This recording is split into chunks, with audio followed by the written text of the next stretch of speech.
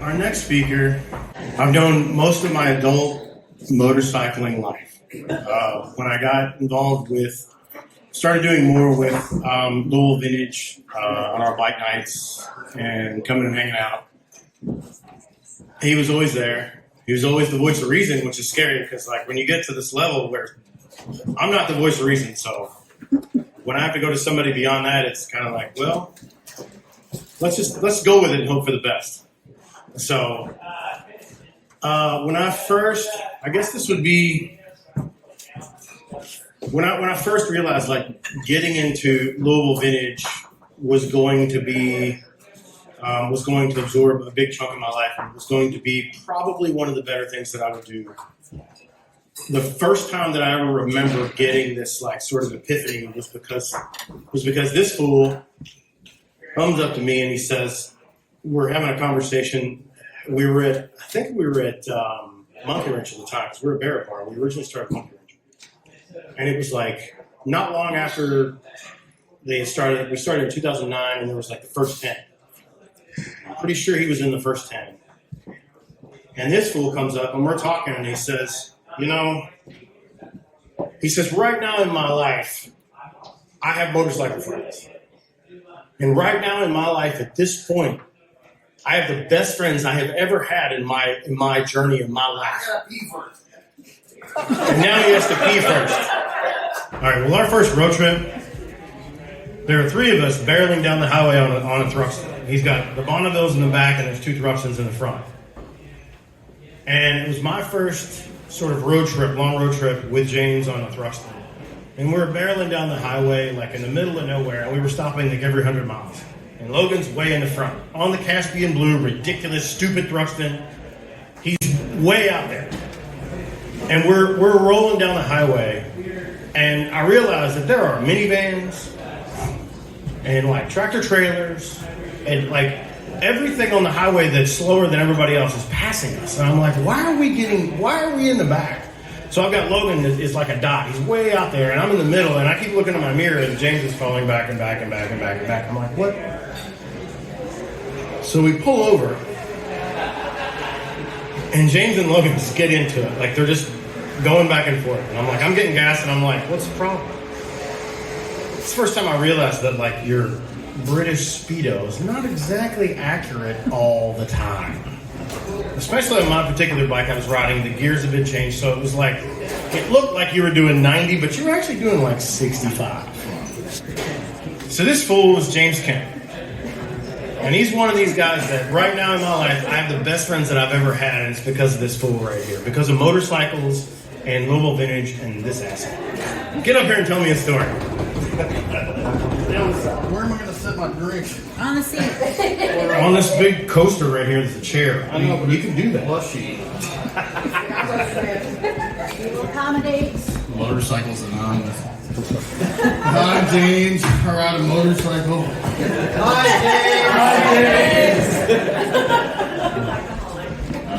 James. Most people in here know me, but they know that, like, I fucking hate motorcycles.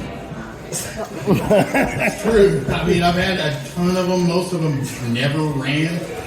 At one point, I had 18 in my garage, and I had to get rid of all of them. Maybe one or two ran. One of them poorly, the other one passably.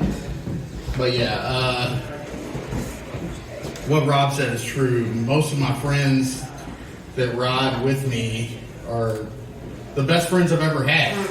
And I've been lucky to have them. I mean, there's a bunch of people in this room that, like, I wouldn't have known otherwise, and for no other reason but the fact that I had a bike. It's a commonality between most of us here, and it's an easy thing to build a friendship on, especially since we all have something broken that we're all trying to fix, and nothing better than having a guy with a wrench come up and help you out. I mean, that's the way it works. Anybody who isn't willing to do that sort of thing just kind of, drops off by the wayside. It's adversity that brings us all together. Eventually, we all know each other because of shit that's happened that's gone wrong. Adventure is what happens when things go wrong. That's not me. That's Roy Chapman Andrews. That's the guy that based Indiana Jones on. But yeah, my first, I had trouble figuring out what I would say for this, but my first was my first motorcycle. And this doesn't count all the junky dirt bikes that I had when I was growing up and wrecked on and like threw away. But my first street bike, which was a single Suzuki, and I bought it from a guy at a gas station when I was working at Chrono Auto Parts in Louisville. And I've been in that business for a long time. I knew how to read microfiche, which is going to lead into the rest of the story. I bought a crapped out motorcycle that I barely made it home on. And the first thing I did was open the Yellow Pages, because this is way back in 1994, before the internet. Believe it or not, there was a time before the internet. I know. Testify. Word. And so, yeah, we all, I had to get some stuff for it because it was running like junk. And it was a single cylinder, so it ran most of the time. If it ran on the one cylinder it had. Now, I've had bikes that had 4 cylinders and only run on one of them, and that shit sucks. But this thing is an 81 Suzuki Gin 400X. I don't know if you've ever been in motorcycle class where you've had to ride a bike to learn how to ride, but it's one of the bikes that they had in that class. So it actually had gear selection on the right beneath the speedometer. It would tell you what gear you were in. It was great. Mine didn't because it didn't work. But it would have, it would tell you whether you're in first gear or you were in fifth gear. And if you were in fifth gear, boy, you were hauling. That bike was a 400 single. It would climb a tree. It was a ridiculous bike. At one point, I was on Shelbyville Road with a buddy of mine, and a guy in a Mustang pulled up next to me and revved his engine like some asshole. And I just went, all right. And I took off to the next light, and I was there, I don't know, a good 4 seconds from the time he was. And I just looked at him and I said, dude, you lost. But that was a single. So, you could just get hauling on it. It was great. But, yeah, it needed work, and I ended up having to go down to a place called Magnum Cycles. And I don't know if anybody here has ever been to Magnum Cycles before. But Magnum was run by my mentor, which is really the point of the story, Bob Stalker. And pour one out to Bob. Bob was the man. I mean, he knew more about motorcycles than anyone I knew. I worked on lawn equipment, and Bob brought his mowers up to get worked on at my shop. After he found out I could read microfiche, because he would put me to work in his shop. The minute I walked in that door to ask for a new air filters, because mine didn't have one on it, he put me to work looking up parts for my bike and everybody who came in that day, because he just would make me work behind the counter for whatever I needed for my bike. So I went up there on Saturdays that I didn't have to work all the time just to do that. And we became really close because of it. And I can't express what having a mentor like that meant to me at the time. I was 24 years old. It was 1994. I barely knew what I was doing with anything I had, including motorcycling. And to have a person like that in my life to be able to just make me make my own mistakes and let me down the easy way. He would tell me what to do, and I would think that was too hard, and then I would do it the way I wanted to do it, and then find out that was wrong. And then I would go back the way he told me how to do it. So there was the right way, there was my way, and there was Bob's way. And I learned really quickly that it Bob's way if he wanted to ride home that night. So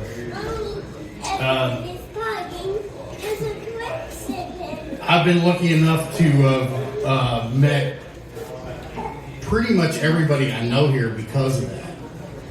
Working at that shop, everybody in Louisville who owned an old Japanese motorcycle ended up at Magnum Cycle at one point or another buying something. And they had a junkyard, and you could go out back and pick all the parts you wanted, and they'd look them up, and I'd look them up on Microfiche and find out what they cost. And then we'd haggle over whatever price it was. And when the internet first started, when people were actually coming in there and looking it up on eBay and everything, they'd come in and ask, well, what do you want for it? And then they'd look it up and see what they wanted on eBay, and then they'd haggle the price. And that was at the time when Bob had his son Dan coming in to work. And everybody knows Dan. I know everybody knows Dan. Like juice? And they came up with weird pricing. So a lot of times I would go, look, you can't charge that much for a part. Nobody's going to buy it. But I mean, it was a weird experience, but it was the most important experience in my life in motorcycling was to have that experience. It was to be in the shop. I didn't know anything about it. I didn't know anything about motorcycling. I knew that I rode a piece of crap motorcycle, and the best I could come up with was that, like, I needed a ton of things for it that, like, just to make it run right. I didn't have any mirrors on the bike. The turn signals didn't work. You know, the brake light was iffy. It was a 6-volt, which I know the moped guys here, the 6-volt bikes. Everybody here has rode a 6-volt bike. British bikes included, I give it props, man. That shit sucks. They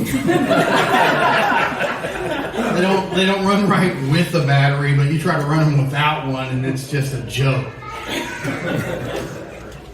But honestly, I mean, like, the thing I learned from owning that first bike was that, like, it doesn't matter what bike you have. It doesn't matter where you bought it from. It doesn't matter, like, if you stole the damn thing, really. I mean, like, but, like, honestly, it just matters that you have it. And the people you'll meet along the way that'll help you fix that bike are the people you want to have in your life. And I've managed to facilitate firsts for other people with motorcycling that have deepened the friendships that I've had. My ex-wife, Rachel, she bought her first bike. She used to like ride on the back of mine, and then a bike came up for sale, and she was like, should I get a bike? And I was like, well, do you want a bike? And she said, yeah, I think I do. And she ended up getting a bike, and so she was able to ride for her, you know, on her own bike. And I never tried to teach her how to ride because I don't fucking know how to ride. I'll tell you right away. Like, I'm not the fastest biker out there. I can't corner right. I mean, like, I learn every time I get on it. I'm just happy to get home alive. But, you know, it's an average sort of thing. You just deal with what you got. But she picked up motorcycling, and I think she adored it. I know that it made her, like, really happy to do so. Another person who bought their first bike because of me was Cora Mulder. If anybody here knows Cora, Cora is a special person in my life, and I love her to death. She lives in Colorado and wouldn't show up for this if she lived here. But, yeah, I love her. And the people that I've met along the way that have shown up with, like, the same sort of thing that I had when I was first riding in 1994, those people, like, you know, were green, wet behind the ears, you know, bike barely runs, scared to death they're going to end up with a group of people that are going to make fun of them or, like, judge them on what they have. Like, it's been the most important thing to me to make sure that person knew that they were the most special person there. Like, that's the one thing that I made the most important part of my motorcycling life, is that, like, judgment comes from your actions, not from your things. You know, and the low cost of buy-in is important. Like, you just need to be a person, that's all. So, I mean, that's where the only thing is, like, first bikes, first, like, times out doing stuff. Shit, man, I mean, I heard a guy talk about how he re-spoke the rim in his motel room. That's insane. Like, I can't top that. I mean, but I'm glad I got to hear it. It's the craziest thing I've ever heard of. But yeah, the fact that everybody here was able to do something like that and like was able to feel comfortable about it and also feel like they were proud enough to stand up here and hold a microphone in their hand and tell the story of it. I mean, riding down 42. Which way did you come back from Madison? Did you come back the Indiana side or the Kentucky side? Kentucky side, 21. Oh man, you gotta go to the Indiana side. That's stupid. That's fast. Dude, yeah, I mean, it's just dumb. We used to ride up one way and come back the other. But like, I love Madison. Madison's great. I don't know how many times that I've tried to get lost on 42. I can't get lost on 42 anymore, unfortunately. I've been pretty much everywhere you can. Cover Bridge Road, Sleepy Hollow, the whole business. There's just really nothing there that I haven't seen. I wish there was, because like whenever I go to get lost, if I get lost on a motorcycle, it's the best day. You don't know where you are. You got to stop and kind of look at whatever, like maybe your phone works, maybe it doesn't, whatever. We've been out and done dumb stuff so often that we're like, I'm kind of like the sun's setting in that direction. What does that even mean? That's what beef jerky's for, folks. Always bring beef jerky on a long ride. If you don't have any place to stop and eat, at least you got your beef jerky. You don't have to eat a friend. I'll do that anyway. Right. I mean, they're tasty. What your friends are for, man.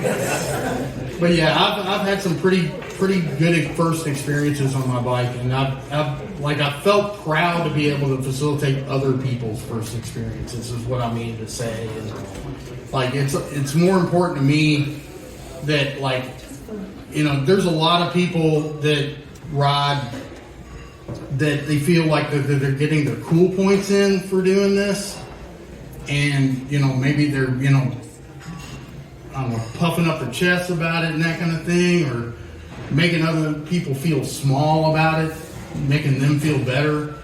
I'm not into that sort of thing. I've never been, but the person who taught me to not be that way was Bob Stalker, and that's really the guy I wanted to talk about. He was the first dude to ever give me the opportunity to really learn about motorcycling from the ground up. And I owe a lot to him because of that. And the people that I know that I've tried to help, I've tried to pass along that stuff that he taught me. It's fix it the right way. You won't have to fix it 3 or 4 times like I did, because that's what usually ends up happening.